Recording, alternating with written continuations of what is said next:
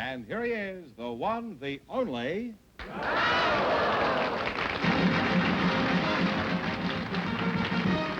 Well, nothing funny happened to me on the way to the studio, so we may as well get started. We have some couples out there who are anxious to win a lot of money, as much as $10,000.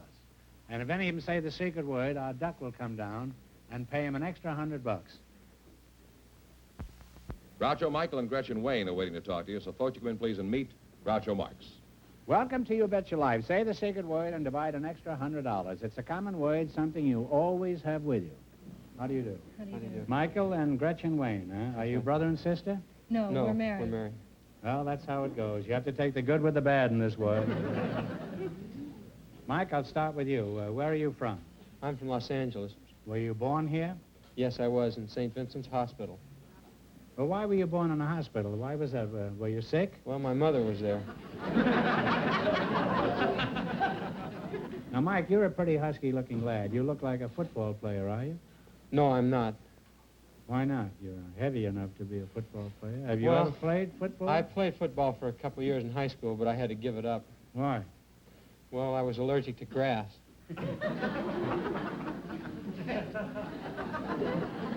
You were allergic to... Were you eating it? How much milk did you give? What's grass got to do with football? Well, you play football on a grass field, and usually you're getting pushed around in it, having your face shoved in it, things like that. Yes, well, they don't always play on a grass field. College football fields are covered with professional football players who pretend they're not getting paid. Now, how does this grass affect you?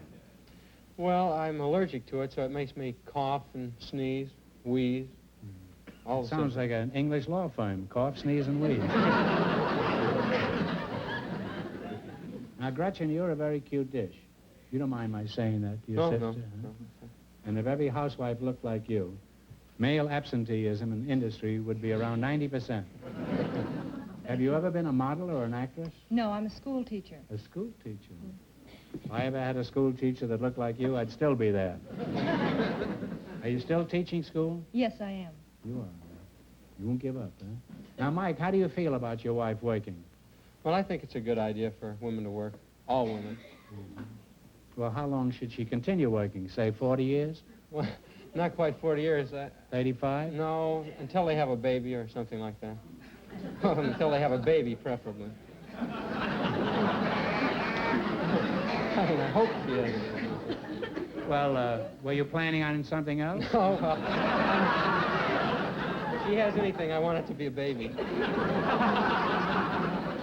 Well, that's certainly a conservative attitude. Well, why do you think working is good for her? Well, I think it's a good idea because after they stop, they won't mind doing housework so much. By the way, how long have you two been married? Just about 2 months. Well, that explains a lot of things. What sort of work do you do, Mike? Are you still playing professional football? No, I'm an associate producer of motion pictures. Oh, well, that's very impressive. You mean you're an errand boy? No, Well, not exactly. An executive producer you are? I'm an associate producer. Oh, well, how old are you? I'm 23. That's very good. Most unusual, too. What studio do you work for? I work for Romina Productions. It's an independent company. I never heard of them. Are you an executive there? Well, I'm the president of the company. Yeah. President at 23, huh? That's what it amounts to, yeah. Stevenson is 60 and still hasn't made it. My goodness. Well, you say you're president at 23. How old are the vice presidents? Around 14? No, they're older. I don't think I'm familiar with Romina. Is that the... Romina Productions, yes. What do you make there? TV commercials? No, we make feature motion pictures. Our last being Escort West, a picture starring Victor Mature. Well, is Victor mature? Yes, he is. About as mature as you can get, I guess. Well, I'm amazed by all this, Mike. At 23 and president of an important film company. Do you know anything about the movie business? I mean, in what way are you qualified for a job like this? Well, I've been around the motion picture business all my life. You have? Like Yes. what? Well, like, I worked on a labor gang. I worked in the wardrobe department. I've been an assistant director. The women's wardrobe department? No, the men's wardrobe department. That was pretty dull, wasn't it? Well, I think of better things. Yeah. Well, would you mind thinking of some better things? Well, you deserve a lot of credit, and I wish I were in your shoes right now. Thank you. Well, don't thank me. The only reason I wish I was in your shoes is because mine hurt. Well, Gretchen, you must be pretty proud of Mike, huh? Has he really got this much talent and ability? Well, I'm very proud of him. I think he's very intelligent. Please. You have every right to be proud of him. Where do you think he gets all these brains? Is his father a college professor, a scientist or something? No, his father's John Wayne. Oh.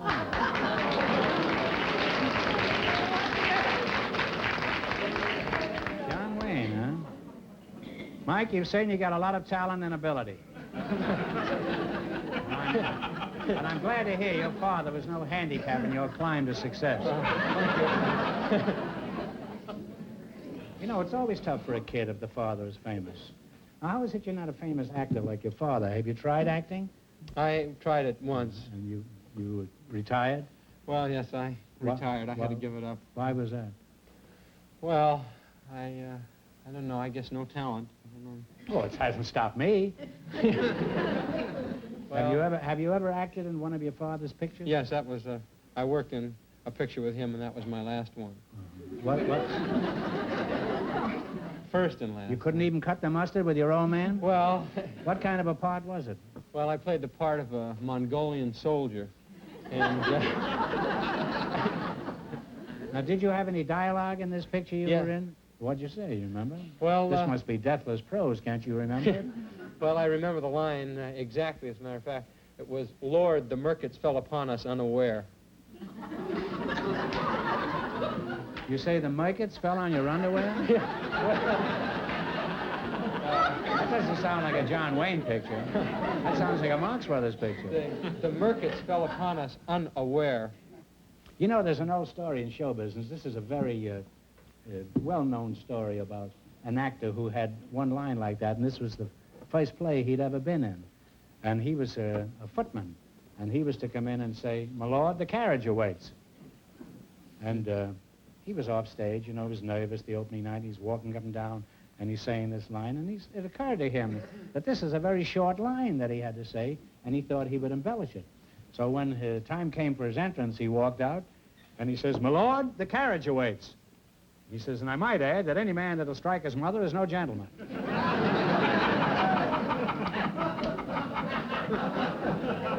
And they threw him out, of course. And by an odd coincidence, his father was John Wayne. Well, Mike, I'm going to give you the same advice I give all newly married couples. Keep smiling and keep up the payments on the washing machine. Now, you're very nice kids, and I have enjoyed talking to you. Thank you. Thank you. And now the time has come to see who is buried in Grant's tomb. Now, you selected Mother Goose rhymes. Do you have any children? No. Well, how would you know anything about these rhymes? I'm trying to go back in my past. I was a child not too long ago. No. What about you? I was a child once myself. Were you a child for the FBI? All right, yeah, Mother Goose rhymes. I'll ask you some questions. If you miss 2 in a row, you're out. If you get 4 in a row right, you win $1,000. Were you ever a child? Yes, I was. Well, right now, you're in your second childhood, huh? All right, what did Miss Muffet sit on? Her tuffet. And you have one right. She had a lot of nerve, you know, sitting on her tuffet. She was sitting on her tuffet watching all the boys go by. Now, in the rhyme, 1, 2, buckle my shoe, what rhymes with 7, 8? Close the gate.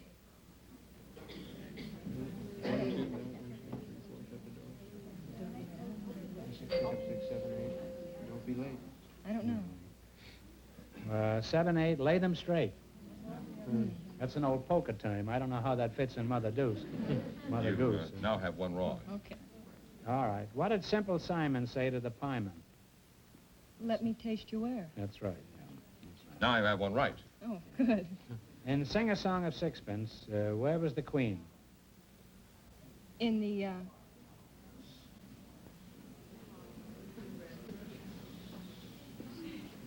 the king was in the, party house. The queen was in Pantry? No. the... She was hanging up the clothes, wasn't she? Now you have one Queen was wrong. in the parlor eating bread and And honey. honey. And along came a blackbird and snipped off her nose. That's another. Yeah. Oh, sing a song of sixpence, a pocket full of rye, 4 and 20 blackbirds baked Baked in in a a pie. pie. When the pie was opened, the birds began to sing. Wasn't that a dainty dish to set before the king? The king was in the pie house, counting out his money. The king was in the parlor, eating bread and honey. The maid was in the garden, hanging out the clothes, when along came a blackbird and snipped off her nose. Ding dong dell, pussy's in the well. Who pulled her out? Little Tommy Stout. Well, little Johnny Star, but that's close enough. You now have one He was right. a fat kid anyhow. The 10 o'clock scholar of a dollar comes to school at a different time at the end of the rhyme. What time does he come now? No, I can't fish out. A dollar, a 10 o'clock scholar. I think he is at the end. He probably comes at 9. No, What, you're a dollar, 10 o'clock scholar. On time. At 8. No, 9? Try 12. no, he comes at noon. Now, how do they stand now, Joe? Well, they're back to out. one wrong. No, you have to get 2 wrong in a row to be out. So What did We're trying hard. What did Jack B. Nimble jump over? A candlestick. That's right. now you have one right. Where is the little boy blue? Out with the cows or something. Little boy blue. Come blow your horn. Little boy blue, come blow your horn. The cows in the meadow, the Sheep. sheep's with the corn. With the sheep. Sheep. He's not with the cows and he's not with the sheep. He's a pretty lonesome kid. Well, he's under the haystack, Jack fast fast asleep. asleep. Oh, gracias. Now what do they got? Well, they got one wrong now. According to Mother Goose, what are little girls made of? Sugar and spice and everything nice. That's right. And we have one right now. Now, who put pussy in the well? I don't know that one. Little Tommy Green. You don't ask him, huh? No, he told me he didn't know. You have one wrong now. Needles and pins, needles and pins. You give me the next line. Needles and pins, needles and pins. I've never heard of these rhymes. Oh, when a man marries, his His trouble trouble begins. Well, now they have 2 wrong. Yours are over now. Yes, we've Well, you'll have to go back to playing the Mongolian, I think. You're not going to get any money. I'm sorry you missed 2 in a row, so you're through. We don't want you to go away broke. I'm going to ask you one question for $100. Now, get it right. No help, please. What animal lives in a pigsty? Yeah, let me have this one. A pig. I'm sorry you didn't win more, but thanks anyway for being on the show, and good luck in your married life. Thank you. Thank you very much. And in your movie.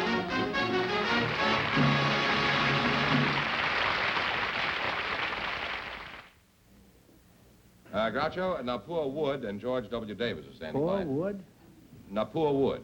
Well- And here they are. So meet Groucho much, folks. Welcome to the world's most mashugana show. Say the secret word and divide an extra $100. It's a common word, something I assume you always have with you. George W. Davis and Napua W. Wood, is that right? Mm-hmm. Yes. Now, what kind of a name is Napua? A Hawaiian name? I'm all right, how are you? But what kind...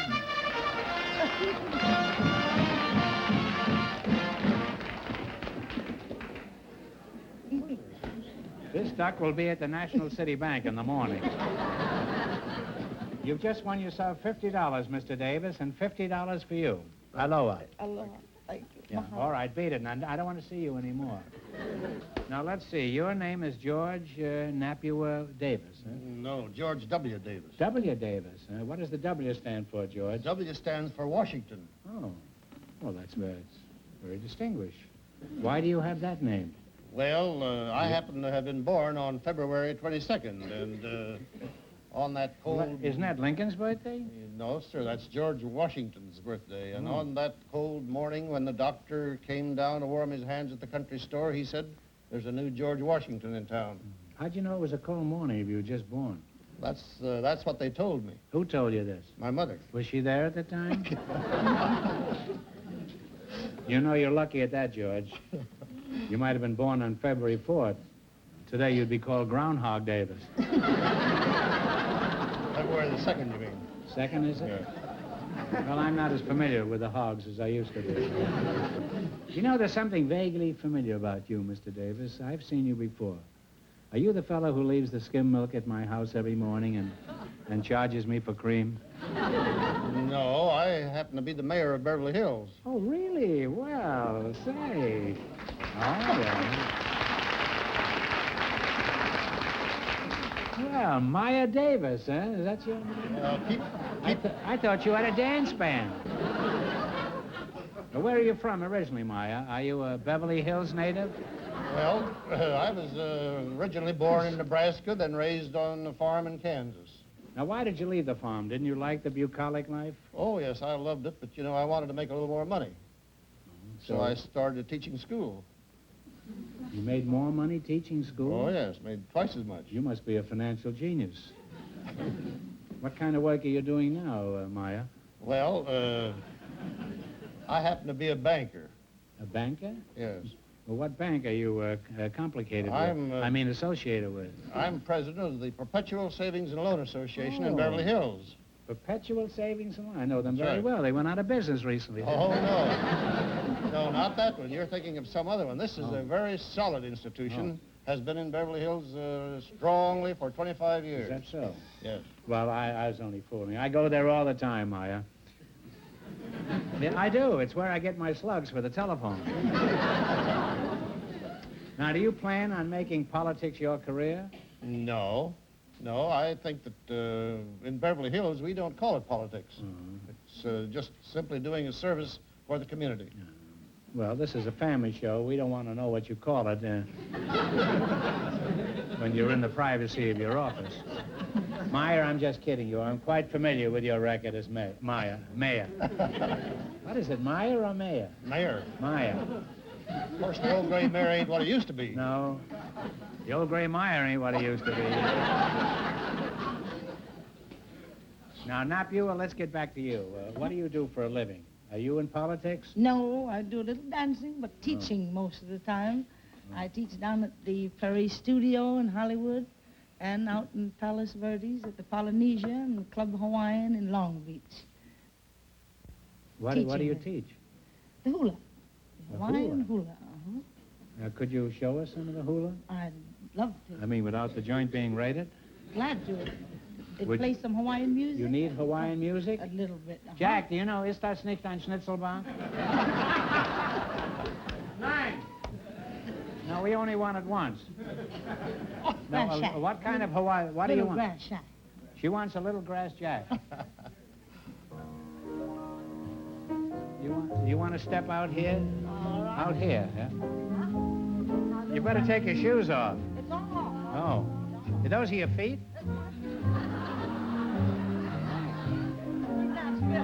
What do you do there? All right. I'll tell them about the little grass shack and the waving coconut palm neat under the grass shack. I mean above the grass shack. I'm just a little Hawaiian and a homesick island girl.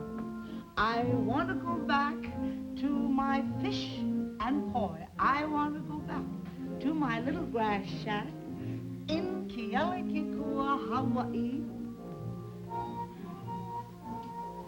where the humu nuku nuku apua goes swimming by,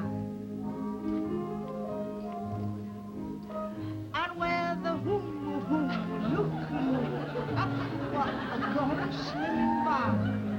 Come on, Mayor. That name is you, John. I'm going to teach you how to do the man's hood now. Now, we put our arms over to the right this way. All right, then put our feet apart a little. Then bend down at the knees. Now, lesson number 1 is to move that right hip to the right. 1, see? Then to the left. It's a fine mayor, huh? Then to the left. Then to the right. Then to the left. Then to the right and left. Now, that's lesson He hasn't number got one. what you've got there. Uh-huh. Come, let me go ahead and all right. Now, lesson number 2 is to put the left foot out forward. Easy. Uh-huh. No, you keep your shoes right on. Now, bend down at the knees here. Now, we call this one mixing the point. Mixing the point. All right, here we go. Follow me. Put the arm up here across the chest here, and the right hand on the hip. That's it. Now, here we go. Follow me. 1, 2.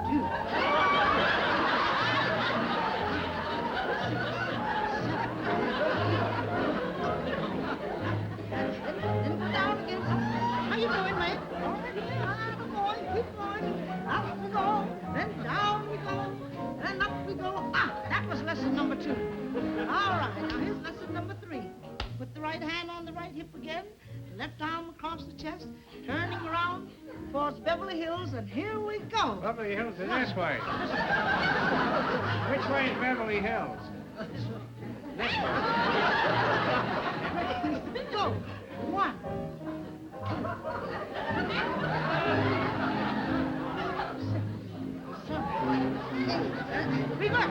Reverse. Now we go a little faster, Keep going. Turn around. Reverse again. Now reverse again.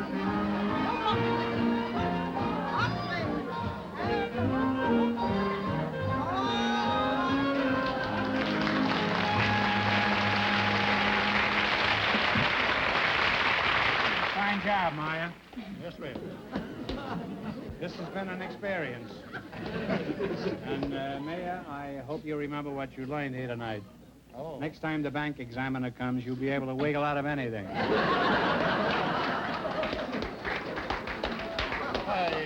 If I get sued by my customers, will you take care of me here? I certainly will. I'll send you to another bank. This will be late at night, of course. All right, let's play You Bet Your Life. You selected plants, animals, and birds. I'll ask you some questions. If you miss 2 in a row, you're out. If you get 4 in a row right, you win $1,000. What animal pretends to be dead when it's cornered? Possum? You have one right now. What do you call a flower that blooms each year without replanting?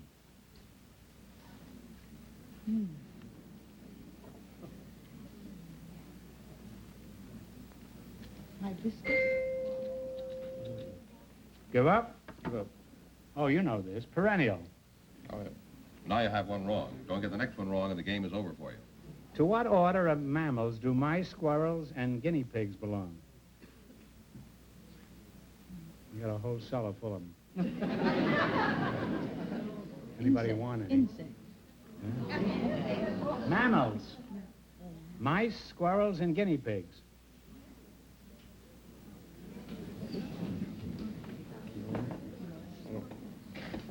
Rodents. Rodents. R-O-D-E-N-T-S. Well, that's pretty easy. Missed 2 in a row. I'm sorry. You missed 2 in a row, so we're all through. However, we don't want you to go away broke. I'm going to ask you one more question for $100. You have 100 already, huh? The 4th of July holiday always falls on what date? 4th of July. New Year's Eve, that's right. Sorry you didn't win more, but thanks anyway. It was a lot of fun, and the Hula was wonderful. I enjoyed every hour.